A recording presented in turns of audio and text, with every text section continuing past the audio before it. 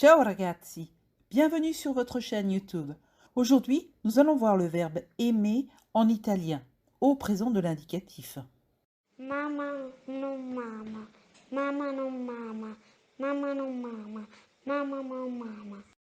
Et oui, le jeu de la marguerite, il existe aussi en italien. Cependant, tu as vu, on n'utilise pas les mêmes mots.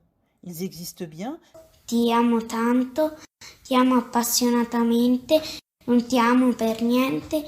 mais comme pour la grammaire, la règle du jeu n'est pas la même. En italien, il y a trois façons d'exprimer le verbe aimer, puisque l'on considère que les façons d'aimer sont différentes selon ce que l'on aime ou qui on aime. Amare qualcuno, piacere a qualcuno, voler bene a qualcuno. Le sentiment amoureux ou l'amour le plus fort, comme celui pour la patrie, pour un idéal, ne s'exprime qu'avec un seul verbe, celui-ci. Romeo ama Giulietta, amo la mia patria. Amare, io amo, tu ami, lui ama, lei ama, noi amiamo, voi amate, loro amano. Oui, quelle étrange façon que d'exprimer l'amour. Utiliser le verbe vouloir pour nous les Français. En réalité, il ne s'agit ici que d'un amour lié à l'affection, d'une amitié. Voglio bene agli amici, voglio bene a mia sorella. Il suffira de changer après le complément d'objet indirect devant pour savoir qui tu veux aimer. Ti voglio bene, gli voglio bene, le voglio bene.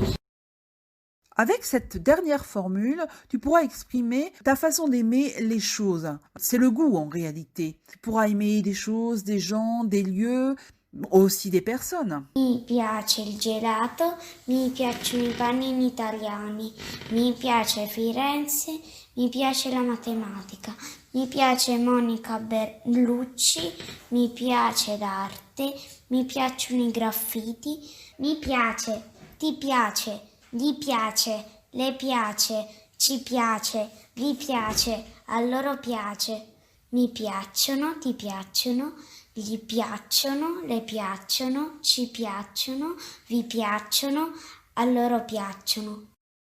La première particularité, c'est qu'il fonctionne comme il y a en italien, c'è, ci sono.